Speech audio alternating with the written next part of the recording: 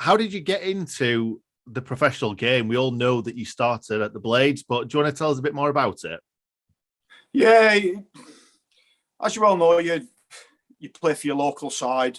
I was very fortunate that my school teacher at the time, this is when I was 11 years old, my school teacher was the assistant manager of Sheffield Boys.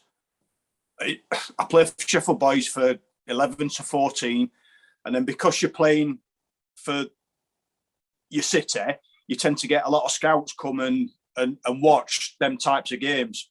And Sheffield United came and invited me to do some out of school training, you know, when school holidays were.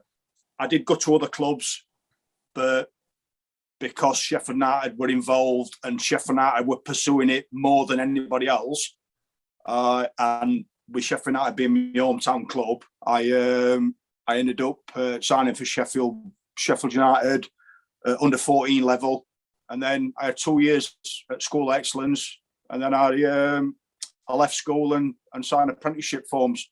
Let's talk about some of the names that you remember, Dane, from your time coming through at United back then. Who were some of the guys you would have been playing with? Well, when I was 16, we were just going through a sticky patch. Billy McEwen had just took over as manager. We were down at lower leagues, I think, at time, but I think it was the old second of it.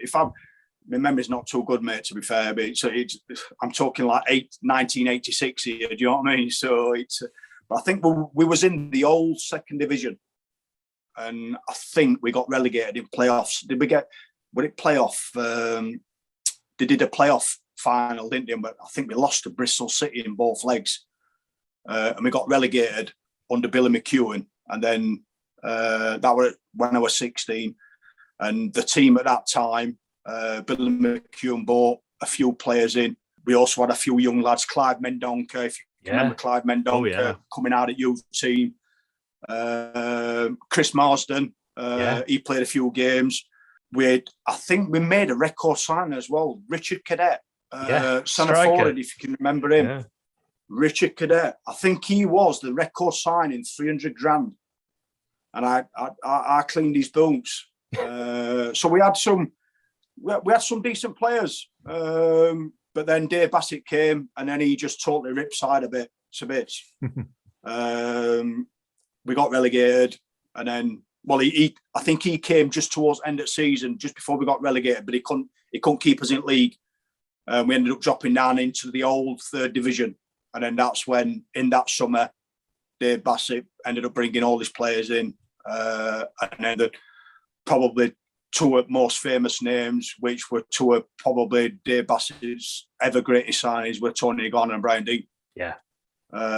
You can't deny what a strike force that was for 3 years. What a strike force.